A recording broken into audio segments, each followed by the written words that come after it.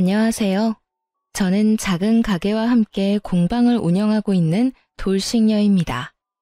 전 남편과 만나 결혼까지 하게 되었을 땐 이혼이란 생각지도 못한 일이었는데 어쩌다 보니 사랑과 전쟁에 버금가는 막장 드라마 한 편 찍고 이혼하게 되었네요. 만약 그때 그런 선택을 하지 않았더라면 이혼까지는 하지 않았을까? 하고 생각하곤 하지만 몇 번을 되뇌며 생각해봐도 결론은 같더라고요. 어찌되었든 결국 터질 일은 터졌을 테고 전 이혼을 하게 되었을 것이라고요. 파국과 다름이 없는 이혼을 하게 되었지만 처음 시작은 남들처럼 참 평범했어요. 그저 평범하게 연애를 하고 연애가 길어지자 결혼까지 하게 되었었죠. 시댁은 서울에서 거리가 꽤 있는 시골이었고 친정도 가까운 것은 아니었지만 같은 서울에는 자리하고 있었어요. 그 당시 저희가 살던 집은 제가 처녀 때부터 살던 집이었는데 그 집은 제가 회사 생활 때문에 독립을 할 당시 부모님께서 미리 제 몫으로 주신 제 명의의 집이었어요. 자기야, 우리 신혼집 지금 내가 살고 있는 데서 시작하면 안 될까? 사실 그 집 부모님이 미리 해주신 내 집이거든. 지금 우리가 가진 돈으로 집을 사는 건 힘들 테고 대출이나 전세보단 지금 내가 사는 곳에서 우리 출발하는 게 좋지 않을까 해서. 그런 걸 뭘 그렇게 조심스럽게 이야기해. 나야 그렇게 해준다면 정말 고맙지. 다 좋은데 한 가지 걸리는 게 있어. 응? 뭐가? 무슨 문제 있어? 문제라기보단 사실 우리 부모님은 아직 고지식한 부분이 있어서 집은 남자가 해야 한다는 주의라서. 그렇다고 해서 부모님들이 집을 해주실 능력이 되는 건 아니고 조금 보태주실 테니 어찌되었든 집은 나보고 마련하는 게 맞다고 하셨었거든. 그래야 나도 그렇고 부모님 기도 산다고 말이야. 그래? 그럼 어떻게 하면 좋지? 이렇게 하면 어떨까? 어차피 우리 부모님이 자기 집에 가본 적도 없고 그냥 내가 대출 조금 끼고 마련한 걸로 말씀드리자. 서류 떼서 보여드릴 것도 아니고 말만 잘 맞추면 될 것 같은데. 알겠어. 그럼 내가 우리 부모님께도 잘 말씀드릴게. 상견례 자리에서 집 이야기 나오면 어차피 아시게 될 텐데 그때 가서 허둥지둥 하는 것보단 미리 말하는 게 좋을 것 같아. 그래, 그렇게 하자. 그럼 내가 가정 각오해서 갈게. 집은 당신이, 혼수는 내가. 깨끗이 써서 다 바꿀 필요는 없고 침대랑 소파, 그리고 식탁만 바꾸면 돼. 그 세 가지는 다 작아서 아마 둘이 쓰긴 불편할 것 같아. 그렇게 저희인 집은 제가 사는 집에서 가구는 최소한으로 바꾸기로 하고 결혼을 진행하게 되었어요. 부모님과 미리 말을 잘 맞춰둔 덕분에 상견례도 잘 지나갔고 누구 하나 찌푸린 일 없이 새로운 시작을 하게 되었죠. 신혼생활은 생각보다 더 행복했어요. 그 미묘한 설렘 속에 저희는 연애 때보다 더욱 행복했죠. 조금의 다툼도 얼굴을 붉히는 일도 없이 10년은 함께 산 사람처럼 집안일은 물론 주고받는 대화도 잘 통했어요. 온종일 남편과 붙어 지낼 수 있는 주말이 기다려질 정도로 좋았던 날들은 어느 날 갑자기 찾아온 객식으로 인해 무너져 내렸습니다. 일요일 오후 점심을 일찍 먹은 터라 조금 출출했던 저희는 저녁이라고 하기엔 이르긴 하지만 조금 많이 일찍 저녁을 먹고 거실에서 함께 시간을 보내고 있었어요. 그렇게 이런저런 시시콜콜한 이야기를 나누며 시간을 보내고 있는데 시모에게서 전화가 오더라고요. 네, 어머님. 그래, 아가. 잘 지내지? 네, 잘 지내고 있어요. 어머님도 잘 지내고 계시죠? 혹시 무슨 일 있으세요? 일까지는 아니고 좋은 소식이 있어서 전화했어. 글쎄, 우리 막둥이가 서울에 취업을 다 했지 뭐야. 어머, 그게 정말이에요? 여보, 아가씨 서울에 취업했대. 저는 기쁜 소식을 남편에게 전했고 남편은 그 자리에서 일어나 어깨춤을 덩실덩실 추며 시누이를 기특해하고 있더군요. 너무 잘 됐네요, 정말. 그러니까 말이다. 얼마나 기특한지. 그래서 하는 말인데 한동안 우리 유민이 너희 집에서 신세 좀 져야겠어. 내일 당장 출근해야 할 집을 못 구했지 뭐니. 통보하듯 말하는 시모의 말에 기쁨도 잠시 저는 멍해졌어요. 멍한 머리에 저는 말을 얼버무렸고 제가 바보처럼 말을 옹알이는 사이 시모는 할 말을 끝내고 전화를 끊어버렸습니다. 아까 기차 탔으니 아마 6시쯤 도착할 거야. 정확한 시간은 유민이랑 연락해서 물어보고 기차역으로 좀 데리러 가주렴. 그럼 한동안 우리 막둥이 좀 부탁하마. 이렇게 끊겨버린 전화에 전 어안이 벙벙했고 옆에서 통화 내용을 들은 남편은 눈치도 없이 신나서 시누이에게 전화를 걸어 통화를 하고 있더라고요. 남편은 7살 차이가 나는 여동생이 취업을 했다는 사실이 대견하기도 하고 그런 대견한 동생과 한동안 함께 지낼 수 있다는 사실이 많이도 신나 보이더군요. 저만 빼고 모두가 행복한 그 상황에서 제가 할 수 있는 말이 없더군요. 객식구는 절대로 죽어도 싫다고 할 수도 없는 노릇이고 그렇다고 두 눈 꼭 감고 쉽게 시누이를 데리고 살기엔 제 마음이 내키지 않았으니까요. 그런 저의 마음을 그제야 알아차린 남편은 티나게 저의 눈치를 살피며 이렇게 말하더라고요. 여보, 당신 불편한 거 잘 아는데 한동안만 유민이 우리 집에서 좀 지내게 해주면 안 될까?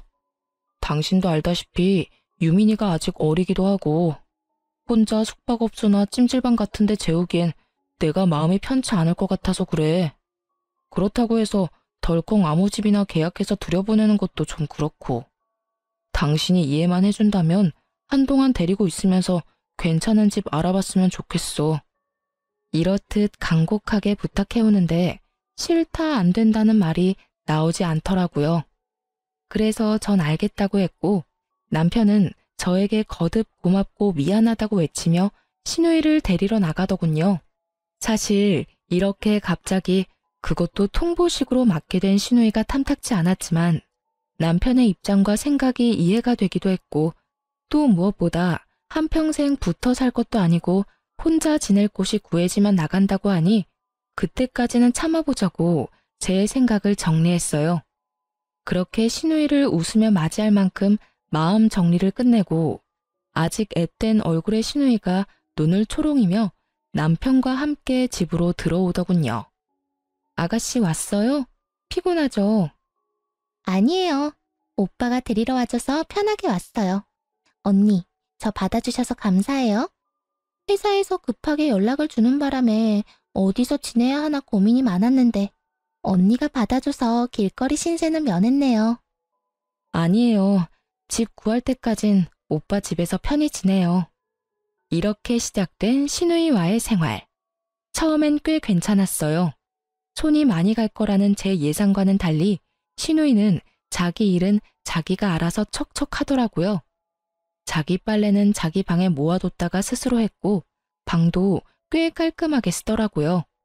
그것뿐 아니라 본인이 먹은 그릇은 본인이 치우고 시간이 되는 날엔 누가 시키지 않아도 설거지도 해놓더라고요. 그렇다고 해서 불편하지 않은 건 아니었어요. 한평생 함께 산 식구도 때론 불편할 때가 있는데 하물며 시누이가 편할 리가요. 그렇게 본인의 몫은 스스로 하는 시누이가 기특하기도 기특한 시누이가 불편하기도 한 그런 상황이 이어졌고 금방이라도 끝이 날 것만 같던 그 생활은 6개월째 이어지고 있었죠. 처음 몇 개월은 주말마다 집을 알아보러 간다고 남편과 나가 밤에나 들어오던 시누이는 어느 날부턴 나가지도 않고 집에서 쉬기 시작하더군요. 힘든 회사 생활에 주말마다 나가 돌아다녔으니 아무렴 피곤했겠거니 하고 이해하려고 했는데 시누이는 이런 저의 이해를 다른 식으로 해석했는지 친구를 만난다고 나가선 술에 잔뜩 취한 채로 새벽에 들어오는 일이 잦아지더라고요. 그런 시누이에게 호되게 한 소리 해야 할 남편은 아침마다 동생에게 해장국을 끓여 먹이기 바빴고 전 그야말로 어이없는 날들을 지내게 되었어요. 자신의 몫은 스스로 하던 시누이는 집을 어지럽히는 사람으로 변해 있었고 빨래통엔 생리가 샌 옷부터 해서 양말마저도 뒤집어 던져놓는데 정말 참을 수 없는 분노가 느껴지더군요. 다들 아시잖아요. 고작 그 뒤집힌 양말이 얼마나 열받는지를요. 하여튼 전 언제 어떻게 말을 꺼내야 하나 고민이 많아졌고 적당한 타이밍을 노리던 어느 날이었어요. 어김없이 친구를 만나러 간다며 나간 시누이는 새벽이 되어서야 술이 잔뜩 취해서야 집으로 돌아왔고 현관 비밀번호조차 누르지 못해 집 앞이 소란스럽더라고요. 저는 신경질적으로 잠에서 깼고 남편 역시 잠에서 깨 익숙하다는 듯 일어나 현관문을 열어주더군요. 다른 날은 방에서 나가지도 않았던 저였는데 그날만큼은 술을 마셨든 술독에 빠졌든지 간에 한 소리 해야겠다는 생각으로 남편을 뒤따랐고 현관엔 시누이와 함께 한 남자가 서 있었어요. 낯선 남자의 등장에 저도 저지만 남편도 많이 당황한 듯했고 그런 저희의 당황스러움보다 더 당황스러운 건 그 남자의 정체였어요. 야, 박유민, 너 진짜... 이 남자는 누구야? 아, 안녕하세요. 저는 이 여자하고 아는 사이인데요. 오늘 잘 데가 없다고 했더니 하루 재워준다고 해서 왔습니다. 술을 얼마나 마신 것인지 잔뜩 취한 남자는 혀가 다 꼬인 말투로 무작정 집으로 들어오려고 하고 있었고 남편은 그런 남자를 저지하며 아무 말도 하지 않는 시누이를 향해 묻더군요. 박유민, 대답해봐. 이 남자 누구냐고. 누군데 우리 집에서 재워준다고 데리고 왔어? 아, 그게 오늘 클럽 갔었는데 거기서 만난 남자야. 잘 곳이 없다는데 너무 불쌍하잖아. 그래서 데리고 왔어. 나 잘했지? 대환장 파티. 그 새벽 현관문에선 말 그대로 대환장 파티가 열리고 있었고 그 지끈거리는 머리를 부여잡는 것 말곤 할 수 있는 일이 없더군요. 남편 역시 이번엔 화가 단단히 났는지 시누이의 말에 아무런 대꾸도 하지 않고 남자의 휴대전화를 빼앗아 남자 부모님께 전화를 걸었어요. 전화를 건 남편은 집 주소를 물어 택시를 태워 보내버렸고 시누이는 왜 보내냐며 고성을 질러대다 지쳐 쓰러져 잠이 들어버렸죠. 남편은 소파에 앉아 고개를 숙인 채 긴 한숨을 쉬고 있었고 전 그런 남편에게 다가가 저의 뜻을 전했어요. 여보, 이건 아니야. 나 웬만하면 참고 기다리려고 했는데 도저히 이렇게는 못 살겠어. 내가 무슨 알코올 중독자 병동에 24시간 대기하고 있는 간호사도 아니고 밤마다 이게 뭐야? 나도 힘들어. 이건 아니다라는 생각도 들고. 그런데 나도 모르겠다. 남편은 생각이 많은 듯 말을 아꼈고 전 오늘만큼은 어떻게 해서든 해결책을 내야만 했죠. 말을 하다 말고 마저 해봐. 그래서 앞으로 어떻게 할 건데? 계속 아가씨 데리고 살 거야? 금방이라도 나갈 것처럼 굴더니 벌써 1년이 다 돼가. 요즘엔 집도 알아보지도 않고 허구한 날 술만 먹고 다니잖아. 나도 이건 아니다 싶은데 당신도 생각해봐. 지금 우리랑 사는데도 저 모양 저 꼴인데 내보내면 어떻게 살지 너무 뻔하잖아. 오늘도 봐봐. 술에 잔뜩 취해서 클럽에서 처음 보는 남자를 집으로 데리고 왔어. 저 꼴을 내 두 눈으로 봐버렸는데 이 상황에서 어떻게 여기에서 내보내냐고. 물론 이 상황이 당신도 나도 힘든 상황인 건 맞는데 그렇다고 해서 당장 유민이를 내보낸다는 결정을 하는 건 내 입장에선 조금 힘들기도 해. 정말 미쳐버릴 것만 같았어요. 남편의 말이 이해가 되지 않으면 그런 게 어딨냐며 당장 내쫓으라고 말이라도 하겠는데 그럴 수도 없게 또 남편의 입장이 이해가 되어버렸거든요. 만약 저에게 동생이 있고 제 동생이 저 모양 저 꼴로 지낸다면 저 역시 내쫓을 수는 없다는 생각마저 들었으니까요. 그렇게 전 아무 말도 할 수가 없었고 적막한 거실엔 남편과 저의 한숨소리만이 가득했죠. 이것도 저것도 정답이 될 수 없는 상황에서 속절없이 시간만 흘러가고 있었고 이내 남편이 큰 결심을 했는지 저의 손을 잡고 이렇게 말하더군요. 여보, 이런 부탁 정말 염치 없는 거 아는데 조금만 더 기다려주면 안 될까? 내가 앞으론 유민이한테 오냐 오냐 안 하고 제대로 교육할게. 청소, 빨래 이런 건 물론이고 밤 늦게까지 다니는 거랑 술 마시고 다니는 거 등등. 당신이 일절 신경 안 쓰게 내가 한 소리 제대로 할 테니까 조금만 더 데리고 있자. 적어도 자기 앞가림은 자기가 할 수 있을 때 내보내야 나뿐만 아니라 당신도 마음 편하지 않을까? 이렇게까지 부탁하는데 어쩔 도리가 없더라고요. 알겠어. 대신 앞으론 다신 이런 일은 없도록 해야 해. 다시 한번 이건 아니다 싶은 일 생기면 당신이 무슨 말을 해도 난 내보낼 거야. 정 안 되면 다시 시골로 내려보내는 한이 있어도 우리 집에서 망나니 짓 하는 꼴은 못 보니까 그런 줄 알아. 그럼 알겠어. 고마워 여보. 내가 정말 이번엔 유민이 정신 차릴 수 있도록 제대로 할게. 남편은 호언장담이란 걸 했고 그날 아침 그 말에 대한 자신의 의지를 보여주기라도 하듯 단호한 태도로 시누이를 대하기 시작했어요. 아, 속이야. 오빠, 나 아침부터 먹어야겠어. 속이 너무 안 좋아. 해장국 있지? 없어. 밥도 없으니까 해장이 필요하면 네 손으로 차려 먹어.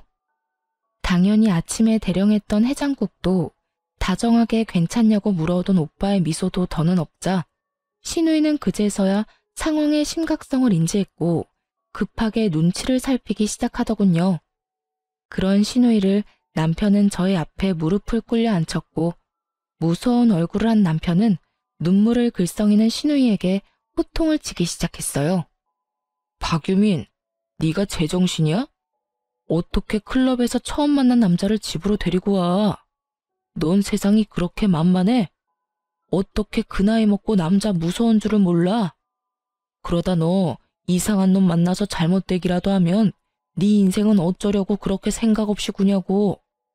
잘못했어, 오빠. 내가 어제는 술을 너무 많이 마셔서 정신이 나갔었나 봐. 그걸 변명이라고 해?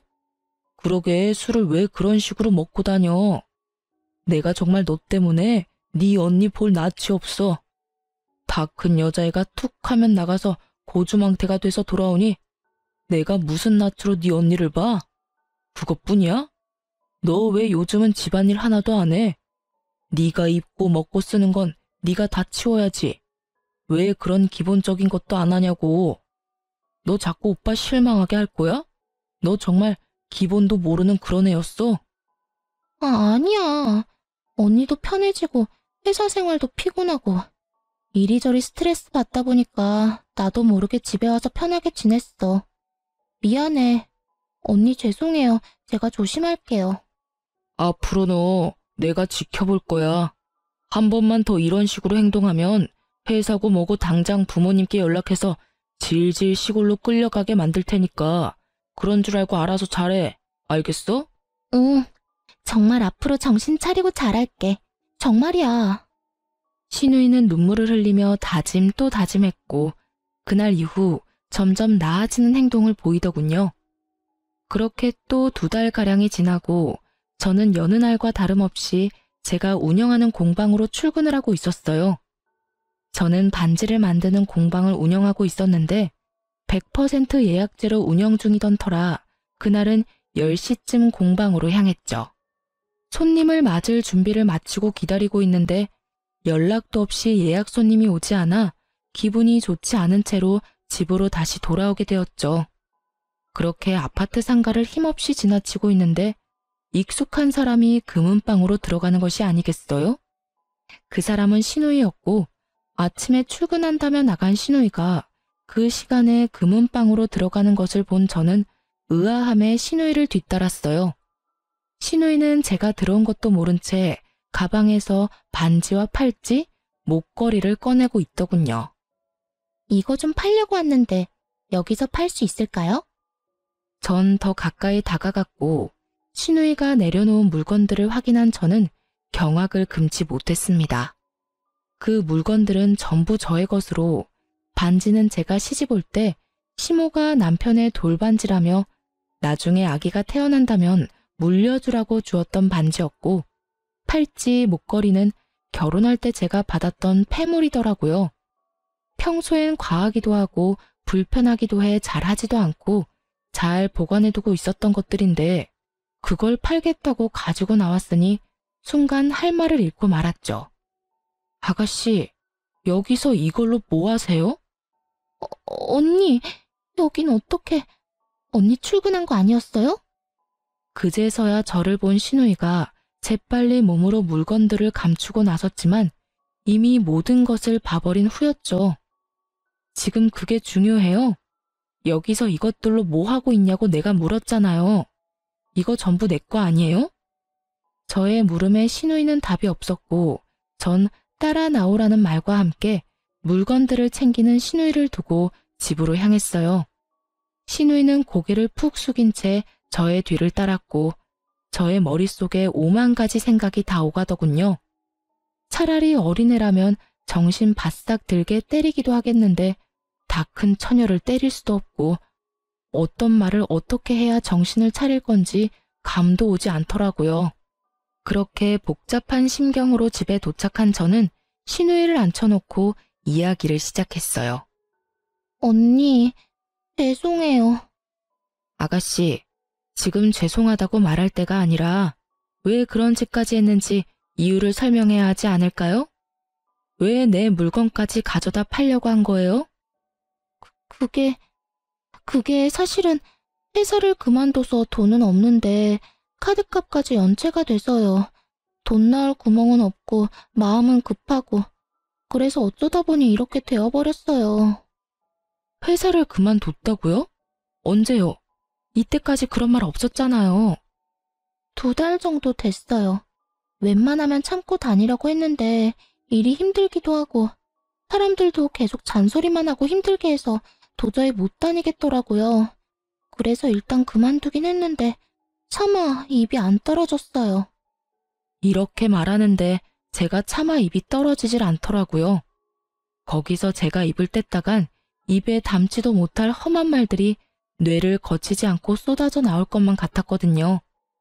전 일단 남편이 오면 다시 이야기하자고 하며 방으로 들어왔고 방에서 아무리 차분히 생각을 정리해 보려고 했지만 아무리 생각해도 답이 없더군요. 어떤 머리로 어떤 생각을 하고 살면 남의 물건을 제멋대로 팔아 연체된 카드값을 갚으려고 할 수가 있는 것인지 제 상식선에선 도저히 이해되지 않았고 그저 헛웃음만 나오던 그때 남편이 돌아왔어요. 전 아무것도 모르고 사람 좋은 얼굴로 웃고 있는 남편에게 신우이를 앉혀놓고 모든 일을 전했고 남편이 오기 전까진 지은 죄가 있으니 고개도 못 들고 눈치만 살피던 신우이는 제 편이 생겼다고 느꼈는지 고개를 빳빳이 쳐들고 배째란 식으로 나오더라고요. 그래서 빚이 지금 500만 원 정도 된대. 연체된 카드값 말고도 휴대전화 수액결제까지 해서 그 요금도 연체 중이래. 아, 그래서 뭘 어쩌라고요. 그래, 내가 언니 방 뒤져서 그것들 좀 팔려고 가지고 나갔어. 그런데 뭐? 그게 무슨 죄라도 돼? 너 지금 그걸 말이라고 해? 그거 엄연한 범죄야. 범죄라고. 그게 왜 범죄야? 그 반지는 우리 엄마가 준 거고 그 목걸이랑 팔찌는 결혼할 때 오빠가 사준 거잖아. 그러면 엄연히 우리 집 거지. 우리 집 물건, 우리 집 딸인 내가 좀 가져가서 팔겠다는데 그게 왜 범죄냐고. 언니도 말 좀 해봐요. 그게 왜 언니 거예요? 그건 우리 집 돈으로 샀으니 내 것도 된다고요. 내 말이 틀렸어요? 신우이는 오히려 화를 내며 저에게까지 따지고 들었고 전 그 정신 나간 신우이에게 정확한 사실을 집어주었어요. 아가씨, 그건 아가씨 집 물건이 아니라 엄연히 제 물건이에요. 반지, 목걸이, 팔찌, 그 모든 걸 어머님이 주셨든 오빠가 줬든지 간에 그 사람들이 저한테 줬으니 이제 제 물건이라고요. 그런 제 물건을 아가씨는 허락도 없이 가지고 가 팔려고 했고 그건 엄연히 범죄이자 제가 경찰에 신고하면 잡혀갈 일이에요. 알겠어요?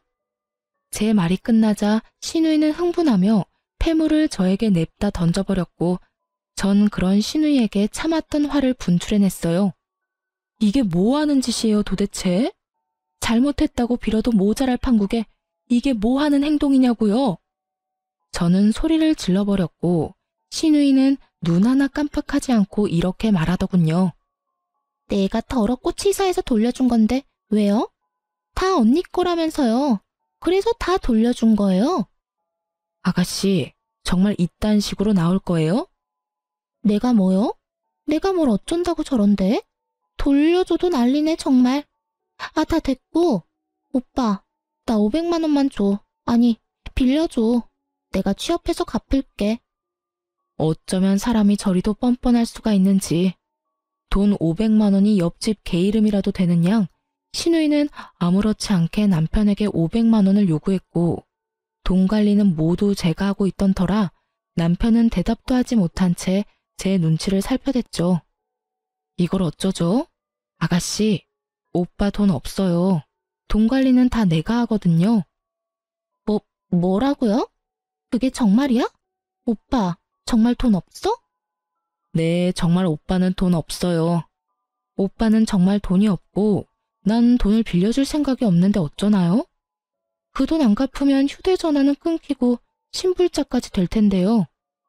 정 돈이 필요하면 시골에 계시는 부모님께 연락해서 달라고 해요. 딸이 신불자 되게 생겼다는데 돈 500만 원 못 해주겠어요? 전 단호했고 신우이는 이게 아닌데 라는 표정을 지으며 남편을 바라보더군요. 남편도 상황이 이렇게 되자 안 되겠다 싶었는지 저를 설득하기 시작했고요. 여보, 그러지 말고 돈 우리가 해주자, 응? 갚는다잖아. 남편의 말이 끝나자마자 전 남편을 쏘아보았고 남편은 깨갱거리며 저의 눈을 피하더군요. 일단 500만 원은 내가 해줄게요. 그 대신 달마다 무조건 갚아요. 알바하든 뭘 하든 일정 금액씩 무조건 갚아나가고 당장 짐 싸서 시골로 내려가요. 아, 언니, 시골로 내려가라뇨. 내가 시골 가서 무슨 일을 한다고 시골로 가요? 그건 내가 알 바가 아니죠. 가서 편의점 알바를 하든 시골 장터에서 나무를 팔든 그건 알아서 해서 돈 갚아요.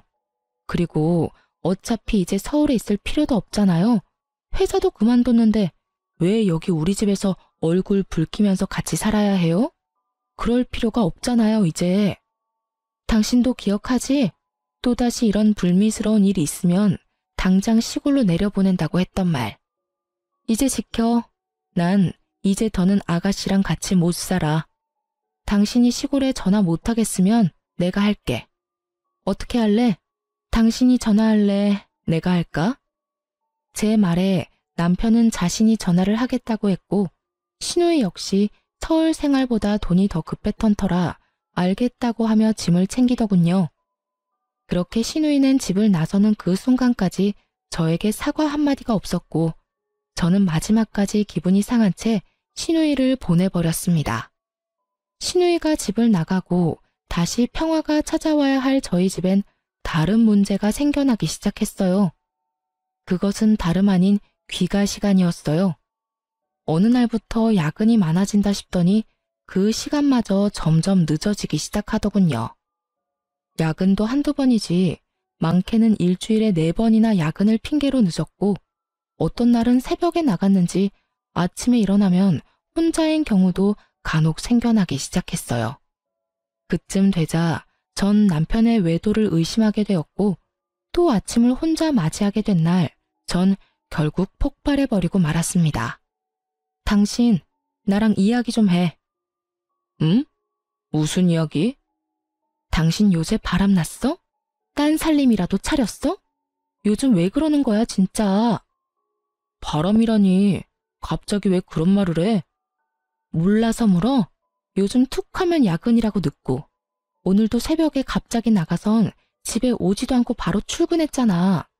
이 모든 걸 설명할 수 있는 이유가 여자밖에 더 있어?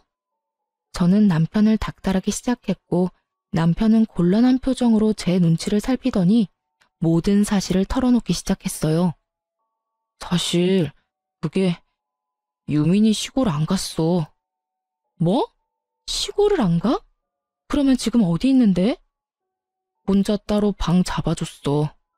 엄마가 유민이 방 얻을 돈은 내가 따로 가지고 있었거든. 그걸로 따로 원룸 계약해서 혼자 지내고 있어. 알고 보니 시골을 내려가기로 했던 신우이는 남편을 질리게 설득했고 그 설득에 홀라당 넘어가 버린 남편은 지난 1년이 넘는 시간 동안에도 구하지 못했던 원룸을 단 하루 만에 구해주었던 것이었죠. 눈물로 애원하니 방은 얻어줬지만 막상 얻어주고 나니 혼자 있을 여동생이 걱정되었던 남편은 퇴근 후 시누이의 집에서 시간을 보내고 돌아오거나 시누이가 집에 없는 날엔 시누이가 돌아올 때까지 기다렸다가 돌아왔다고 하더군요. 그럼 새벽에 뛰어나간 건 왜 그런 거야? 설마 아가씨 술 취해서 데리러 간 거야? 술이 잔뜩 취한 채로 전화가 와서 어쩔 수 없이 데려다주고 바로 출근하곤 했어. 미안해 여보. 처음부터 속이려고 한 건 아니었는데 어쩌다 보니까 그렇게 됐어. 전 이쯤 되니 남편 역시 제정신은 아니라는 생각이 들더군요. 그렇게 여동생이 걱정되면 저와 결혼할 것이 아니라 여동생이나 평생 끼고 살지. 왜 결혼까지 해서 이런 분란을 만드는 것인지 이해가 되지 않더군요. 전 더는 남편과 할 말이 없었고 그 자리에서 바로 시모에게 전화를 걸어 모든 사실을 알렸어요. 튀어나오려고 하는 욕을 안간 힘을 다해 삼키며 최대한 좋게요. 어머님, 아가씨 좀 데리고 내려가야 할 것 같아요. 서울 올라온 뒤론 술 마시고 늦게 귀가하는 날도 많아지고 해서 이걸 어쩌나 하고 있었는데 아가씨가 회사를 그만뒀다고 하더라고요. 그래서 서울에서 술 마시고 다니다 큰일 치르는 것보다 시골에 다시 내려가는 게 좋을 것 같아서 내려보냈는데 글쎄 아범이랑 아가씨가 저 몰래 방을 얻었더라고요. 여전히 취업은 안 했고 술만 마시고 다니고요. 저러다 정말 큰일이라도 나면 어떡해 해요. 요즘 세상도 험한데. 두 사람한테 아무리 말해봤자 제 말은 듣지도 않아요, 어머님. 그러니까 어머님께서 오셔서 아가씨 좀 데리고 내려가 주시면 안 될까요? 여러분이 보시기엔 어떠세요? 제가 말을 심하게 했나요? 말을 막 했나요? 아님 제 말에 거짓이 있었나요? 전 맹세코 딱 저렇게 말했고 언성 한번 높이지 않았어요. 그런데 그런 저에게 돌아오는 말은 참으로 어이가 없더군요. 뭐? 그게 전부 사실이야? 그래서 애 혼자 지금 생활하고 있다고? 그게 말이나 되니? 너희 믿고 올려보냈으면 잘 데리고 있었어야지. 내보내긴 왜 내보내? 애가 들떠서 술도 좀 마시고 늦게 다닐 수도 있는 거지. 그렇다고 큰맘 먹고 서울 간 애를 내쫓아내기나 하고 말이야. 네가 어쩌면 그럴 수가 있어. 순식간에 저는 죄인이 되었고 더는 참을 수가 없었어요. 제가 오죽했으면 그랬을까요? 술 먹고 클럽에서 처음 만나는 남자를 집에 데리고 오는 것도 모자라서 제 패물하고 어머님이 물려주신 돌반지까지 훔쳐서 팔려다가 저한테 딱 걸렸어요. 그래놓고 저한테 한다는 말이 다 자기 집에서 해준 물건이라 자기가 갖다 팔려고 했는데 그게 무슨 죄가 되냐고 하더라고요. 그러면서 저한테 물건을 던지기도 했고요. 그런데도 제가 잘 데리고 있었어야 했나요? 저한테 미안하다 말 한마디도 없는 아가씨를요? 제가 왜요? 제가 왜 그렇게까지 해야 하는 건데요? 저는요, 최대한 좋게 그 상황을 풀어가 보려고 했어요. 그런데도 상황이 이렇게 되어버렸고 더는 안 될 것 같아 어머님께 전화드렸던 거예요. 제가 오죽했으면 어머님께 전화까지 했겠냐고요. 뭐라고? 물건까지 훔쳤단 말이야? 네, 그런 짓까지 하더라고요. 난 네 말 못 믿는다. 내 딸이 그런 짓까지 했을 리가 없어. 거짓말도 정도껏 해야지. 그렇게 데리고 살기 싫으면 데리고 살지 말거라. 너 같은 애한테 우리 딸 맡기고 싶은 마음도 없으니 너도 내 딸한테 신경 끊어. 시누이가 누굴 닮아 그 모양 그 꼴인지 너무 잘 알겠더군요. 전 더는 시누이가 뭐라든 신경 쓰지 않기로 했고 남편에게 이렇게 말했습니다. 난 더는 아가씨 일에 이러쿵저러쿵 상관하지 않을 거야. 그러니까 당신이 알아서 해. 대신 다시 한번 아가씨 일로 얼굴 붉히는 일이 생기는 날엔 난 당신하고도 안 살 거야. 무슨 뜻인지 알지? 그날이 당신하고 나하고 이혼하게 되는 날이라고 말하고 있는 거야. 알겠어. 더는 유민이 일로 신경 쓰이지 않게 할게. 아, 맞다. 그런데 나 한동안은 지금처럼 늦을 수도 있어. 그것만 좀 이해해주면 안 될까? 아, 알겠어. 딱 그것까지만이야. 대신 너무 자주는 안 돼. 알겠어? 그렇게 또 한 차례 고비를 넘기게 되었어요. 그 다음날 시모에게 한 소리를 들었는지 신우이에게서 전화가 와 개거품을 물기 시작하더군요. 언니, 정말 너무한 거 아니에요? 어떻게 엄마한테 다 말할 수가 있어요? 이런 전화할 시간에 취업이나 하세요. 나한테 돈 줘야 하는 건 알죠? 만약에 꼬박꼬박 입금 안 되면 이번엔 어머님이 아니라 아버님한테 전화할 거니까 그런 줄 알아요. 아버님 성격은 나보다 아가씨가 더 잘 알 테고 아가씨 그 모양 그 꼴로 지내고 있는 거 아버님이 아시면 아마 모르긴 몰라도 털이란 털은 다 밀려서 끌려 내려가지 않겠어요? 그놈의 돈.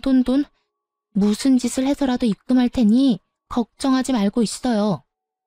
신우이나 시모나 전화 예절은 밥 말아먹은 것이 분명하더군요. 사람 말은 끝나지도 않았는데 냅다 끊어버리는 꼴을 보아하니 말이에요. 그렇게 전화가 끊긴 후 몇 달 동안은 불안할 정도로 평온함의 연속이었어요.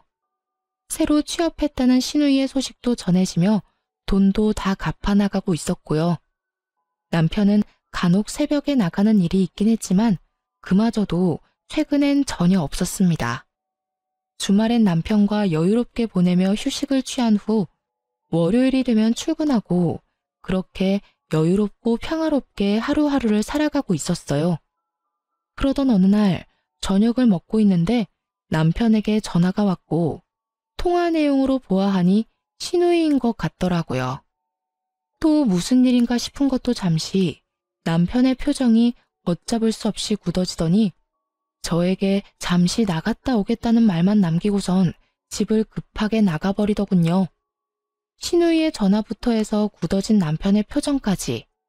전 불안해지기 시작했고 그 불안은 곧 현실이 되어버렸어요.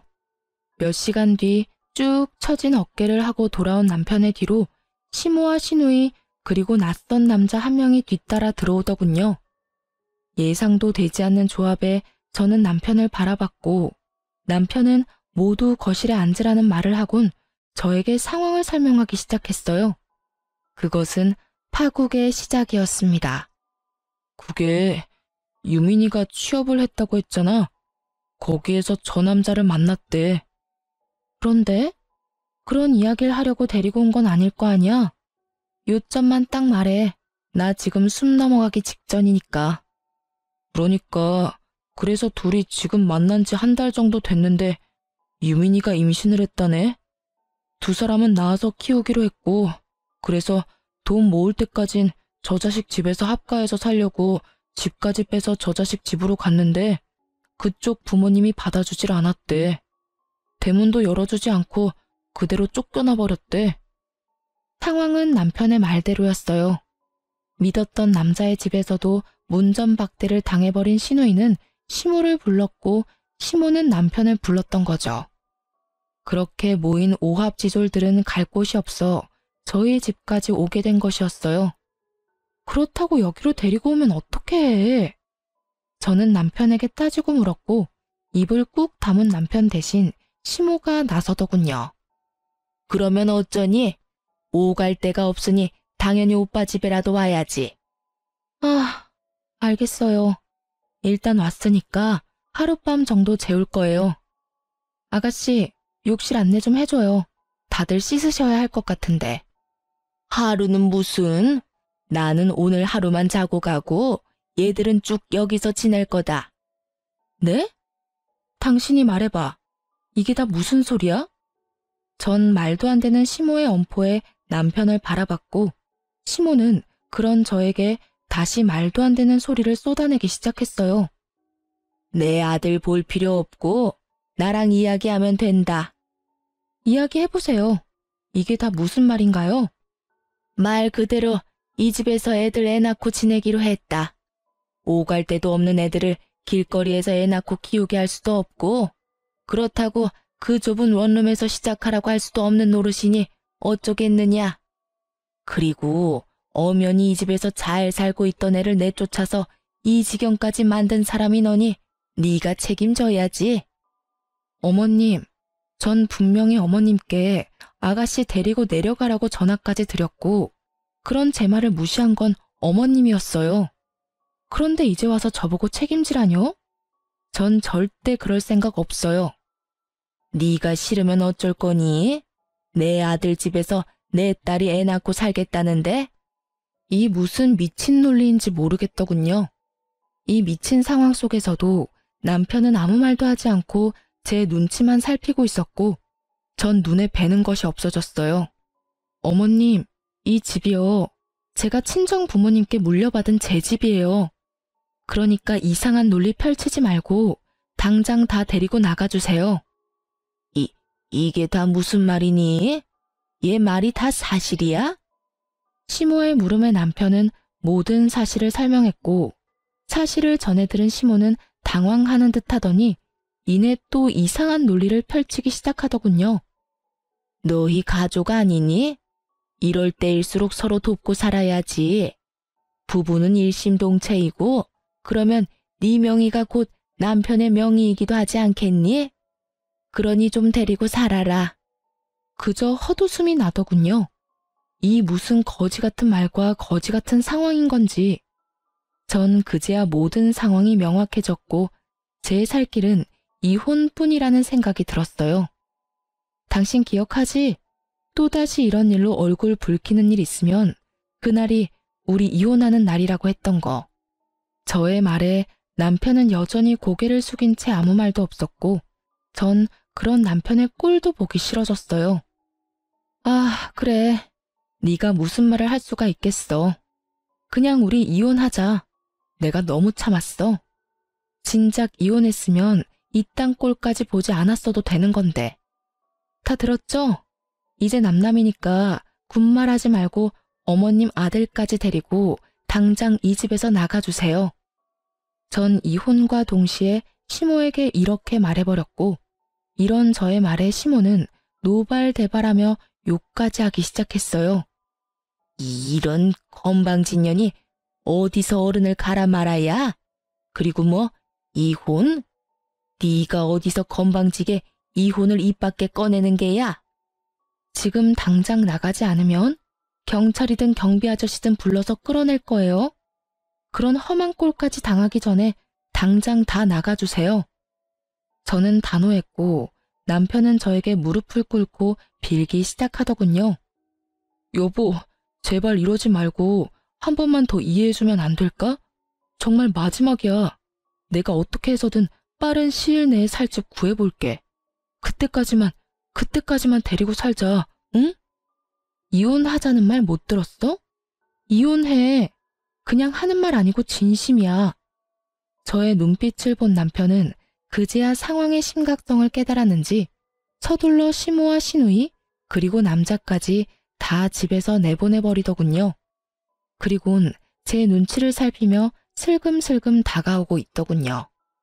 이제야 정신을 차린 남편이 그렇게 해봤자 이미 늦은 일이었고 더는 어떤 대화도 필요 없었던 전 그대로 남편까지 쫓아내버렸습니다. 그렇게 이혼을 결심하게 된 저는 다음날 바로 변호사를 선임해 이혼 소송을 준비했고 남편은 끝까지 이혼은 할 수 없다고 하며 버티다 결국 이혼을 당하게 되었죠. 저는 남편뿐 아니라 저의 단란했던 가정을 파국으로 이끌고 간 시댁 식구들에게도 위자료를 청구했고 결과는 저의 완판승으로 끝이 났습니다. 이혼 소송은 과정이 길었고 그 과정에서 어쩔 수 없이 전 남편과 마주치는 일이 있었는데 그때 이야기를 들어보니 전 시누이를 임신시켰던 남자는 도저히 애를 낳고 키울 자신이 없다며 헤어지자는 말과 함께 회사도 그만두고 잠적하였다고 하더군요. 전 시누이는 애는 절대로 질 수 없다고 우기고 있는 상황이라고 하고요. 상황이 그렇게 되자 전 시부도 모든 사실을 알게 되었고 시부는 딸과의 연을 끊어버림과 동시에 상황이 그렇게까지 될 때까지 모든 상황을 방관한 전 시모까지 모조리 집에서 내쫓아버렸다고 했어요. 쫓겨난 전 시모는 동생 집에서 지내고 있다고 하고요. 그렇게 전 남편은 꼼짝없이 이혼까지 하고 전 신우와 함께 그의 자식까지 한평생 책임지고 살아야 할 신세가 되어 있었어요. 전 그런 전 남편에게 이렇게 말해주었습니다. 그렇게 동생이라면 껌뻑 죽더니 그 사랑하는 동생하고 그 동생의 자식하고 오래오래 행복하게 뒷바라지하면서 잘 살아. 저의 말에 전 남편은 낙담한 듯 눈을 감아버리더군요. 아마 모르긴 몰라도 밑 빠진 독에 물 붓기 아니겠어요? 전 신우의 돈 씀씀이야 말하면 입 아프고 전 남편은 위자료들을 주느라 빚을 냈을 테니까요. 거기다 지금 사는 집 역시 빚일 테니 한평생 빚 내고 빚을 갚고 빚 내고 빚 갚는 그 굴레 속에서 벗어나긴 힘들 겁니다. 이혼 후 끊임없이 찾아오는 전 남편 때문에 집도 공방도 모두 옮겨버렸어요. 전화번호 역시 바꿔버린 터라 더는 그 인간들과 엮이는 상황은 없어졌네요. 그저 건너 들은 소식으론 전 시누이는 결국 애를 출산했고 출산하고 난 후 애는 제대로 보지도 않고 여전히 정신 못 차린 망나니로 살고 있다고 해요. 혹시나 엄마가 된다면 변할 수도 있진 않을까 했던 제 예상은 산산이 부서졌고요. 전 남편은 낮에는 일하고 밤에는 애를 보느라 꼴이 말이 아니라고 하고요. 뭐 다 자기가 만든 상황이니 불쌍하지도 않더군요. 전 공방을 운영하며 작은 주얼리샵까지 오픈해 함께 운영 중입니다. 아직 매출이 많은 건 아니지만 온라인 매출이 꾸준하게 상승해주고 있어 요즘엔 일에 더욱 매진하며 지내려고 하고 있어요. 이혼을 하고 난 후 연애 비슷한 것도 한 적이 없지만 언제든 좋은 사람만 있다면 연애까진 할 생각은 있어요. 혼자 살아가기엔 제 인생이 너무 아까우니까요. 이혼 후 부모님의 상심이 크셨는데 제가 충분히 설명해드리니 오히려 잘 됐다고 해주며 앞날을 응원해 주시더라고요. 말씀은 그렇게 하셨어도 속이 말이 아니실 거란 걸 잘 알고 있기에 쉬는 날이나 시간이 여유로운 날이면 부모님과 함께 시간을 보내고 있어요. 그 시간이 저에게도 힐링의 시간이 되기도 하고요. 이로써 저의 사연도 끝이 났네요. 긴 이야기였는데 함께 해주셔서 감사하고요. 다들 행복하세요.